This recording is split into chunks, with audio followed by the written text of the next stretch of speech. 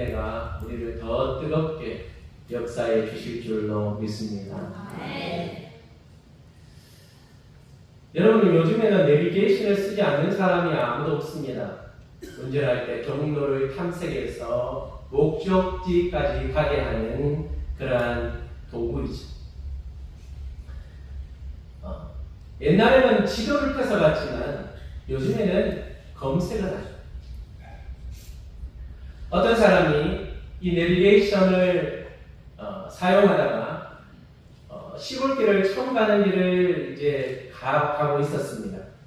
그런데 왠지 이 다른 길로 가면 빨라질 것 같아서 그 지름길로 간다고 옆에 길로 빠졌는데 불사 길이 없는 곳으로 잘못 들어가는 거예요.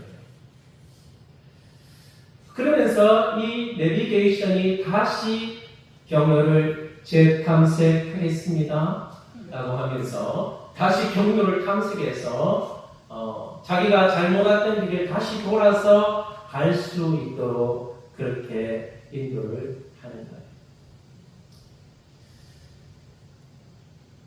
왜 말을 안 들었어? 내비게이션이 이렇게 말 안 해요. 그냥 경로를 재탐색하겠습니다. 당신 시간 낭비했어. 이렇게 내비게이션이 말하지 않습니다. 그냥 알아서 재탐색해 줍니다. 사랑하는 성도 여러분, 우리의 인생도요, 때로는 이와 같을 때가 있습니다. 하나님의 말씀을 따라서 가야 되는데 이번에는 내 방식대로 한번 해봐야지. 내가 원하는 길로 한번 가봐야지 해서 다른 길로 가는데 때로는 우리가 실수하고 실패해서 방황의 길로 갈지라도 하나님 우리를 책망하지 않으시고 성령님은 우리를 책망하지 않으시고 우리를 하나님이 원하시는 길로 인도해 주시는 분이십니다.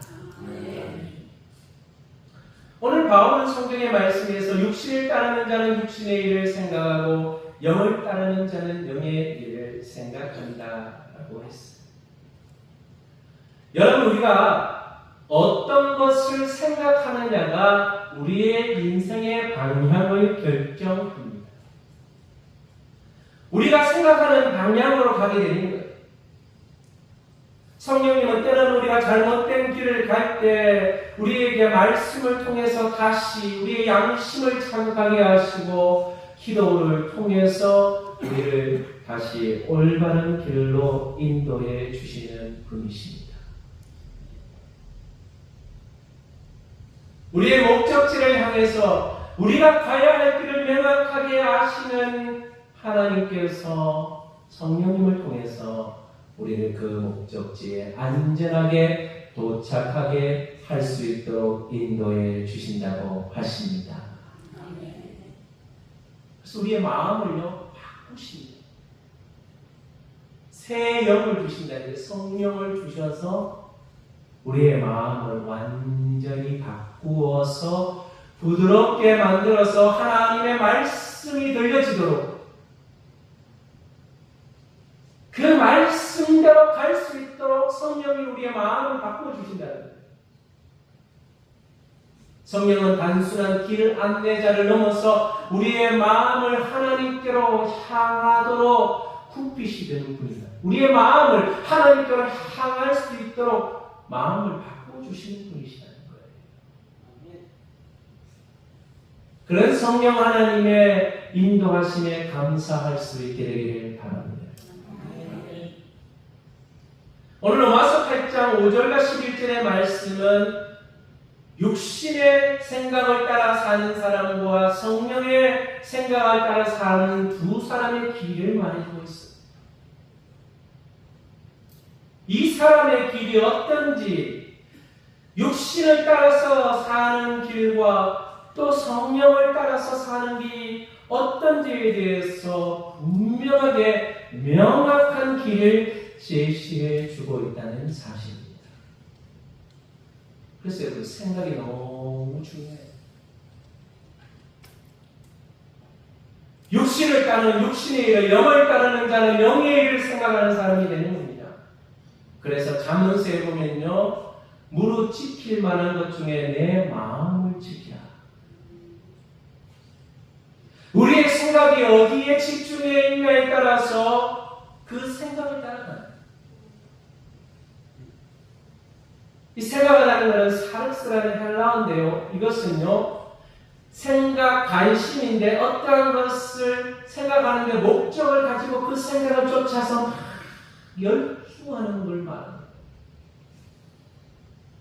육신을 따르는 사람은 자기 중심적, 세상 중심적 생각으로 그것에 가득 차서 그것을 쫓아서 살아가는 거예요. 그런데 영을 따르는 사람, 성령께서 이 가치관과 생각을 바꾸어 주십니다. 그래서 우리의 마음이 육신이 원하는 대로 가는 것이 아니라 하나님이 기뻐하시는 대로 우리의 삶이 합니다. 이러한 성령의 역사에 대해서 칼빈은 뭐라고 말했냐면요, 성령은 단순히 인간을 돕는 분이 아니라 인간의 마음 자체를 새롭게 하시는 분이라고 말했어요. 우리의 관심을 바꾸고 생각을 바꾸고 우리의 마음을 바꾸어서 우리의 행동을 완전히 변화시키시는 분이 성령 하나님이신 줄 믿습니다. 여러분, 교부신학자이자 개혁신학자들의 정신적인 모든 사상의 중심이 되었던 성 어거스틴은요, 인간의 상태를 네 가지로 말했습니다. 첫 번째는 타락 이전의 상태입니다. 페스노논 페스코브, 좀 있어 보입니까? 라틴어입니다. 그냥 라틴은 그냥 읽으면 돼요. 읽으면 돼요. 죄를 짓지 않을 수 있었던 상태였습니다. 그런데 타락한 본성이죠. 죄를 지을 수밖에 없는 불능의 상태, 사단의 시험을 받아서 전적으로 타락한 상태가 이 상태입니다. 그리고 세 번째 단계는 구원받은 성도입니다. 성령 안에서 죄를 이길 수 있는 은혜의 상태, 예수님을 믿고 성령이 내 안에 계셔서 이제 성도들은 은혜 안에 살아가는 상태입니다. 자, 한번 인사합시다. 은혜 안에 살아가시는 성도님 축복합니다. 은혜 안에 살아가는 거예요, 우리는.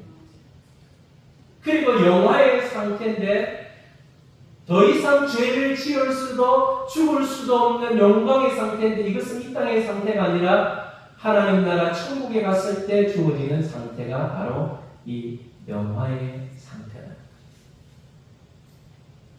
우리는 타락한 인간의 본성을 가지고 있어요. 아담과 하와의 지성이 있습니다.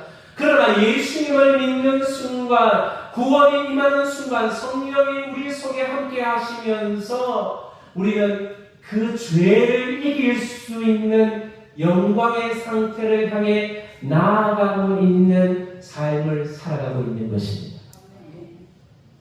예수 믿기 전에는 세상의 가치관이 최고였고 돈을 버는 것이 최고였고 성공하는 것이 우리 인생의 목적이었어요. 그런데 예수님을 믿고 나니까 인생의 목적이 바뀌었습니다. 내가 성공하는 것도 하나님의 영광을 위해서, 돈을 버는 것도 하나님의 영광을 위해서, 내가 이 땅에 호흡하는 것도 하나님의 영광을 위해서 살아간다는 인생의 가치관 자체가 바뀌어버리는 겁니다. 그래서 예배하는 것이 기쁨이고, 세상에 놓을 때보다도 쾌락을 즐기는 것보다 하나님을 예배하는 것이 더 기쁘고, 하나님의 말씀을 듣는 것이 더 기쁘고, 하나님을 찬양하는 것이 더 기쁜 거예요. 그것이 바로 성령의 역사이고 저와 여러분의 성령의 지배를 받고 있다는 사실입니다. 할렐루야. 네. 이 성령의 생각과 육신의 생각이 있는데 이것은 서로 대적하고 있어요. 육신의 생각은 사망이요 영의 생각은 생명과 평안이라. 두 가지 생각이 싸워요. 우리 속에서 육신의 생각과 영의 생각이 싸우는데 육신의 생각의 결과는 사망입니다. 결국 육신의 생각대로 행동하면 우리의 영혼이 죽는 길로 가는 거예요.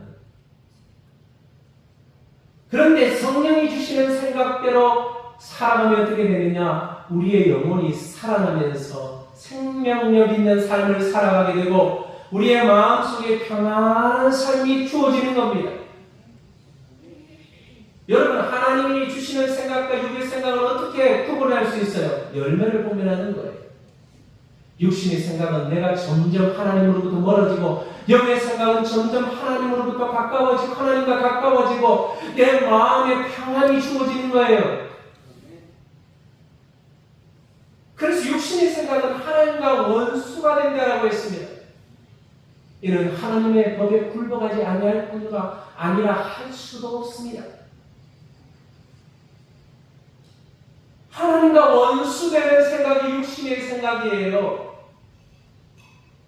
이 육신의 생각은 하나님의 말씀을 굴복하지 않도록 말씀대로 살지 못하도록 우리를 자꾸 하나님으로부터 멀어지게 만드는 생각입니다. 그래서 이런 사람들은요, 하나님을 기쁘시게 할 수 없어요.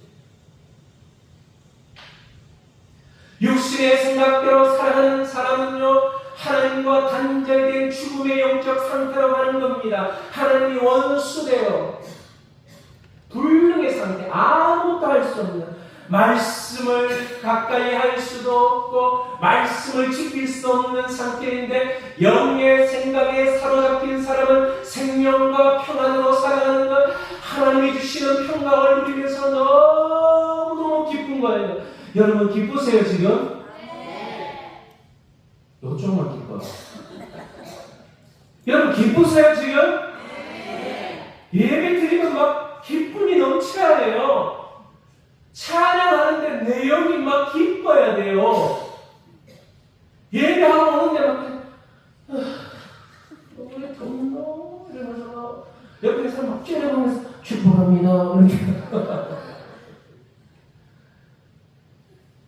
여러분 성령이 내 안에 계시고 예수님이 내 안에 계시는데 하나님을 찬양하는데 이게 막 기쁜 거예요. 이게 성령이에요.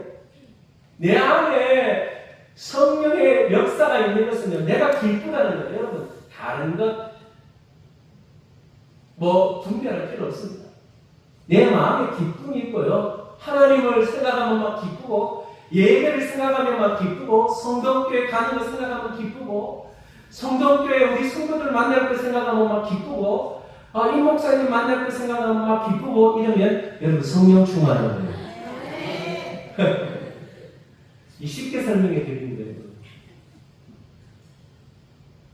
그러면 막 교회 가려고 하면 왠지 진짜 이 목사님 좀 설교 길게 하네. 기쁨이 사라지면 그건 육의 생각, 사망, 내 영혼이 죽는 거야. 영의 생각으로 우리의 삶이 살아나는 성령의 생각을 하실 수 있게 되기를 축복합니다. 여러분. 그래서 이 전적인 타락의 상태에서 우리를 구원해 주시고 인도해 주시는 분이 누구시냐?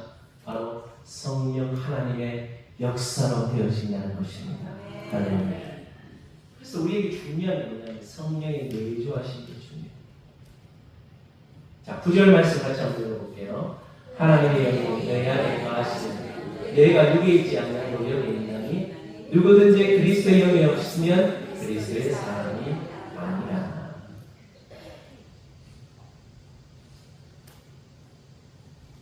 하나님의 영이 거하신다. 자, 성령이 거하시는데 예수님을 나의 구주로 고백하는 순간 저와 여러분의 심령에 성령 하나님이 내주하십니다. 자, 한번 합시다. 내주. 자, 이 내주는요, 한 번 왔다가 그냥 잠깐 왔다 가는 내주가 아니에요. 방 빼라 이래가지고 한 번 왔다가 방 뺀다 하고 가시는 분이 아니에요. 한 번 우리의 방에 들어오시면 방을 절대로 안 뺀다. 자, 한번 따라합시다. 하나님이 내 마음의 방에 들어오시면 절대로 방을 안 빼신다. 성령님 한 번 들어왔다고 방을 막 마음대로 빼고 하는 게 우리 마음대로 이제 못 빼요. 성령님 한 번 딱 들어오시면 절대로 저와 여러분을 떠나지 아니하시고 내주하신다. 이것이 바로 영원토록 우리와 함께 하시는 성령의 역사인 거예요. 할렐루야. 그래서 예수님도 뭐라고 말씀하셨냐면 요한복음 14장 17절에 보면 그는 진리의 영이라고 했어요. 세상은 너희 그를 받지 못하나니 이는 그를 보지도 못하고 알지도 못하니 그러나 너희는 그를 아나니 그는 너희와 함께 거하시며 또 너희 속에 계시겠습니다. 진리의 영이신 성령님이 내 속에 계시는데 이것은 예수 믿는 사람들에게 주시는 가장 큰 축복의 선물인데 그것이 바로 성령 하나님이 우리와 함께 하시는 거예요. 성령님이 우리 안에 거하신다는 이 놀라운 사실. 신비죠, 신비. 그래서 성부 하나님은 성자 예수님을 통해서 일하셨습니다. 예수님을 이 땅에 보내셔서 십자가의 고난을 당하게 하시고 우리 죄의 문제를 해결하신 이후에 예수님을 통해서 성령 하나님을 보내신다고 하셨어요. 그 성령 하나님이 예수님을 주로 고백하는 저와 여러분의 심령에 함께 하시게 된 거예요. 그게 바로 내주하시는 성령입니다. 할렐루야.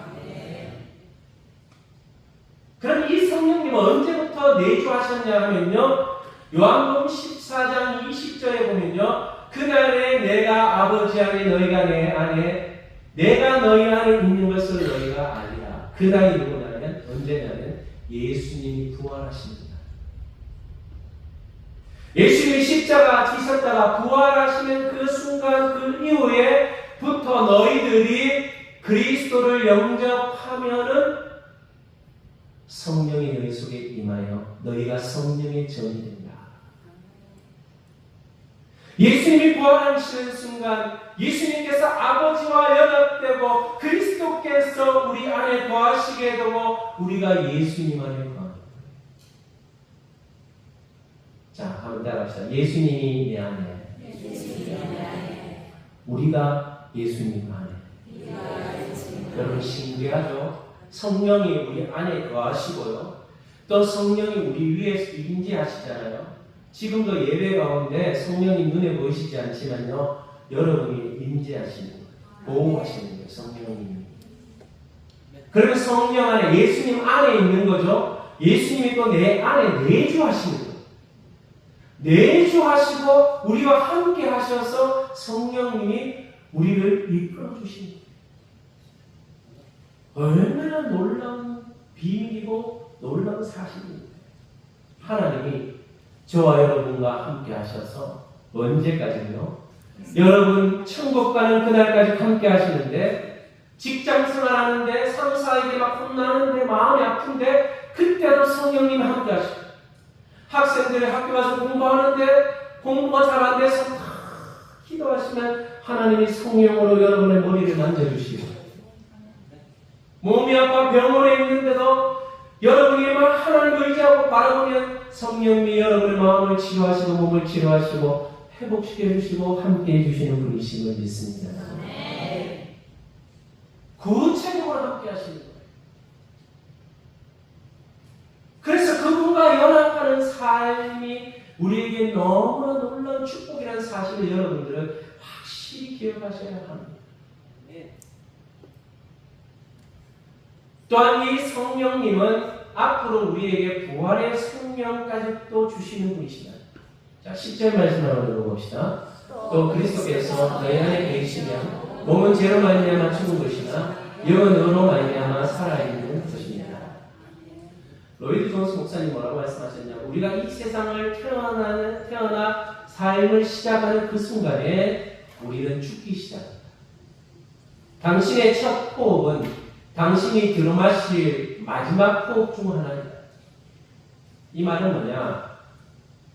우리는 언젠가 반드시 이 땅에서의 삶의 끝이 난다는 거예요. 죽는다는 거예요. 우리 육체는 서서히 죽어가고 있습니다. 그런데 우리는 무엇으로 말미암아 산다고 했습니까? 영은 의로 말미암아 살아난다라고 그랬어요.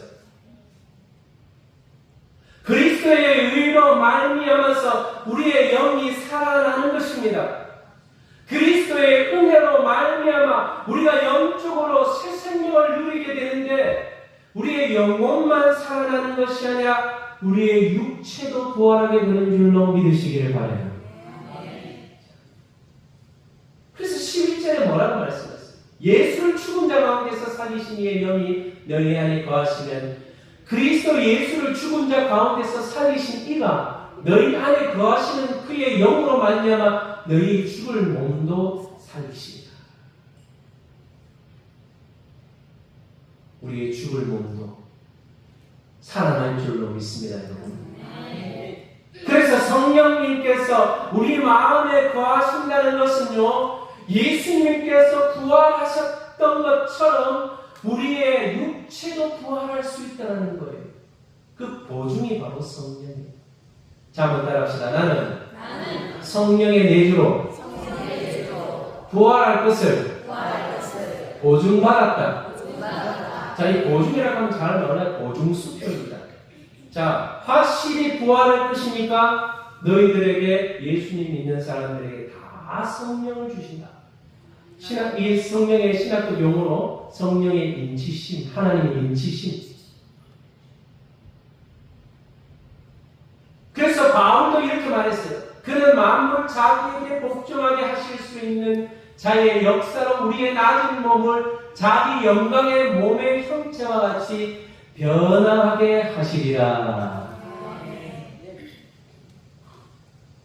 영광의 몸의 형체로.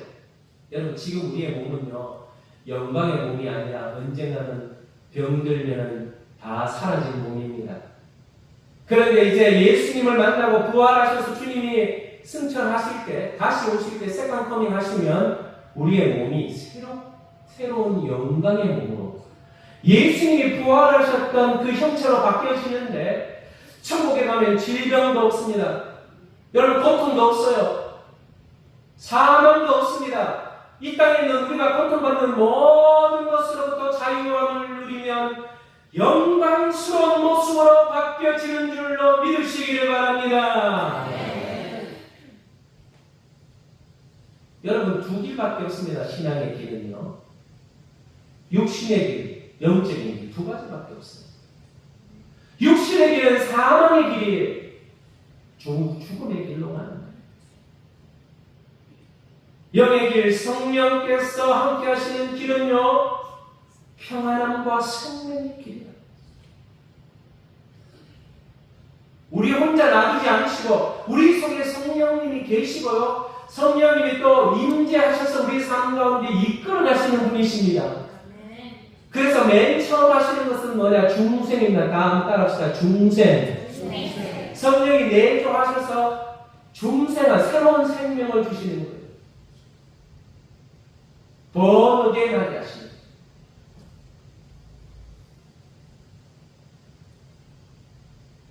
그리고 우리를 성령 하나님께서 이끌어 가셔서 성화시켜가는 것, 죄와 멀어지게 하고 때로는 실패하고 잘못된 길로 가다가도 다시 돌아오게 하셔서 성령님께서 변화시켜 주시고 이끌어 주시고 말씀으로 살아갈 수 있도록 우리를 이끌어 주시는 거예요. 계속해서 성령님은 우리의 마음속에서 역사하시는 거예요. 그리고 우리가 영원한 영광의 부활에 하나님 나라 갈 때까지 성령님 함께 하셨다가 예수님 오시면 죽었던 우리의 몸을 성령 하나님께서 다시 살려서 새로운 몸의 형체로 만들어 주시는 거예요. 이 몸이 아니에요. 여러분, 아픈 몸이 아닙니다. 어디 지금도 아이고 머리야, 빨리 천국 갔으면 좋겠다. 완전히 아픈 것 하나도 없는 새로운 신령한 몸으로 저와 여러분을 성령 하나님께서 바꿔주실 줄로 믿으시고 우리가 믿음으로 승리하시는 육의 길이 아니라 성령의 생각으로 살아가는 성령의 길로 가서 하나님의 기쁨이 되시는 생명과 평안과 기쁨을 누리시는 귀한 성도님 되시기를 축복합니다. 우리 함께 성령의 비가 내리는 찬양하며 기도합시다. 하나님 나오셨어요.